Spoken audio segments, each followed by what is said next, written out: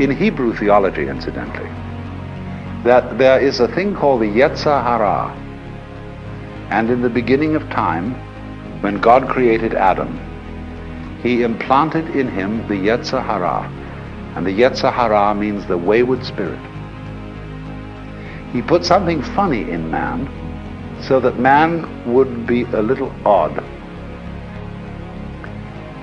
But the Hebrew believes that everything that God created is good, including the Yetzer Hara.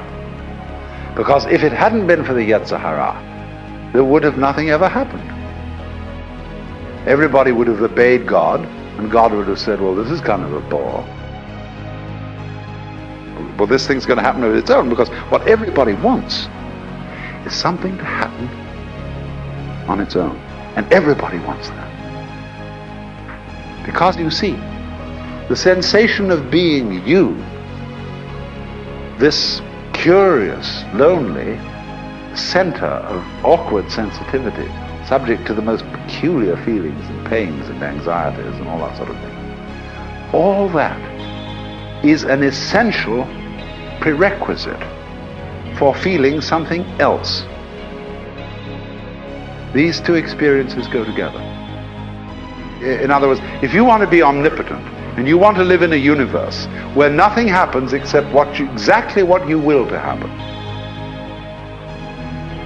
In other words, you say, I would like to be God, if you think that's the way God is. And everything is therefore totally under my control. Everything is absolutely transparent to my intelligence. I have no problems. A lot of people coming on like they think they've attained this state. Well, that's a lot of bunk. Nobody wants to be in that position. Because there wouldn't be anything to it. Because once everything is under your central control, well, just nothing is happening. It's a bore from beginning to end. So what anyone or any being whatsoever who has a sense of centrality, who has a sense of selfhood, who has a sense of identity, that sense of identity is inseparable from something else going on that is defined as not being me, as not being under my control, and that may jump at any time. It might even eat me. So, what I want you first of all to understand is that these two sensations, one of being the lonely, central, sensitive, vulnerable self, living in the midst of a world that feels other, but is not under your control, I want to try and show you that these two sensations are really one sensation, or rather two aspects of one sensation. You couldn't have the one experience without the other experience. Now, this is a rather good thing to know, because it means that you won't panic if you discover this. People who suffer from chronic anxiety are always in doubt, you see, about this relationship between what I feel as myself and what I feel as something else. Let's suppose you're anxious about your relationship with other people. You walk into a room, like this restaurant here, and you sit down at dinner, and there's some stranger opposite to you. And you know nothing about this stranger, and you begin, maybe you feel a little reluctant to open conversation. You don't know what kind of whether this person is going to be sane, or some kind of a crackpot, or some kind of a awful stuffy square, or you don't know what it is. So you start fencing around a little, but you get the feeling, you see, of, now I better watch myself, because I do, after all, want to make a good impression. I don't want to make an enemy. And this is a funny thing then begins called self-consciousness. And people say sort of to each other, usual way in which strangers come on. And also there is involved in this encounter the secret games that people are playing all the time to defend themselves by putting other people down. every living being, if the truth be told, is a manifestation of everything that there is in what we call God in old-fashioned language. Every human being is. And every one, as I look around, I can see every one of you as the divine being coming at me in a different way. Crazy. But the thing is that what we do is to try and prevent people from realizing that this is so, by pointing out to them in the most subtle ways their limitations, and seeing if we can phase them. Put a person off a little bit, make them uncertain, make them unsteady. It's like all sorts of games that you can play, where if a person wavers, he loses. But people play that with each other all the time. And the reason they do it is not the reason they think. If everybody were perfectly clear that they were a manifestation of the divine being, nothing very much would happen. But so as to keep everybody a little bit unclear about it, the whole thing bugs itself and creates these little doubts.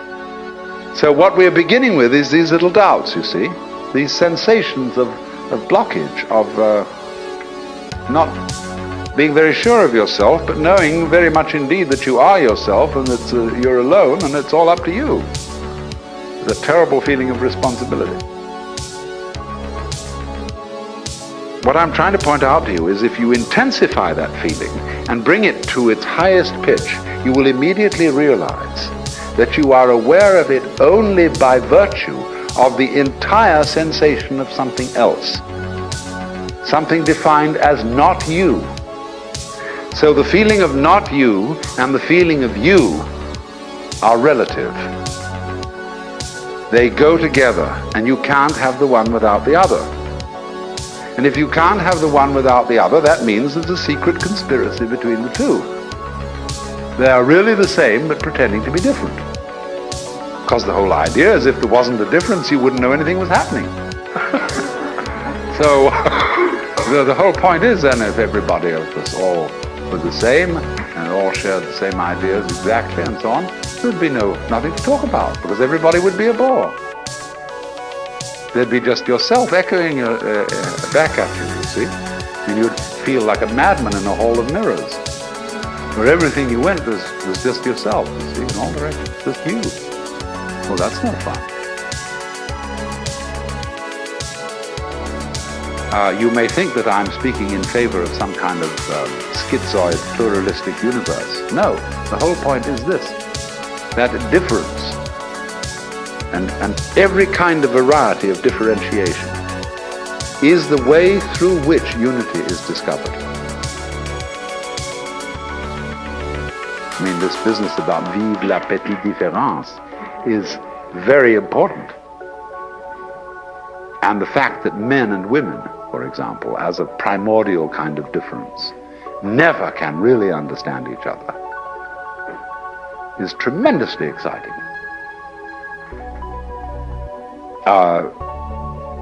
Because that's a way by which something happens. If it makes a difference, then it's there. If it doesn't make a difference, it doesn't matter. And what doesn't matter doesn't exist, because it has no matter.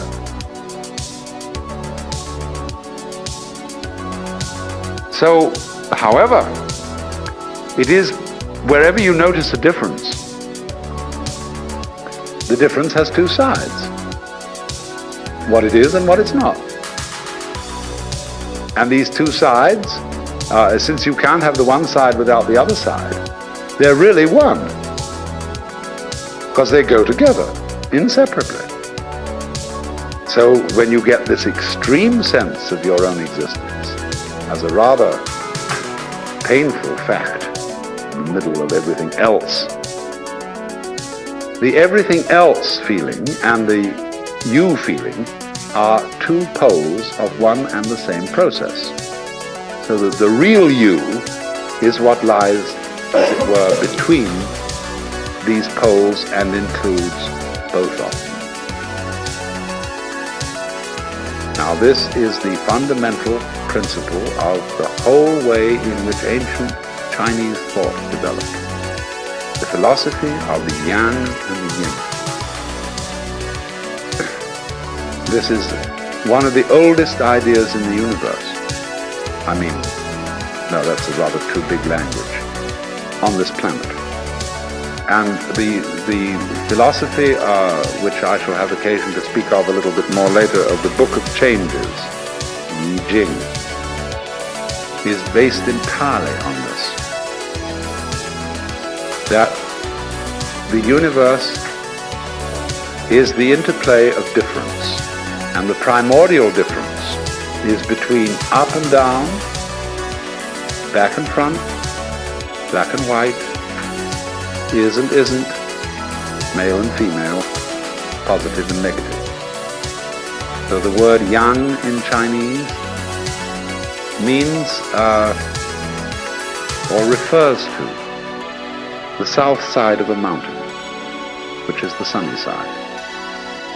The word yin refers to the north side of the mountain, which is the shady side. Did you ever see a south-sided mountain only with no north side? Or it may also, yang may refer to the north bank of a river, which gets the sun, and yin to the south bank of the river, which gets the shade.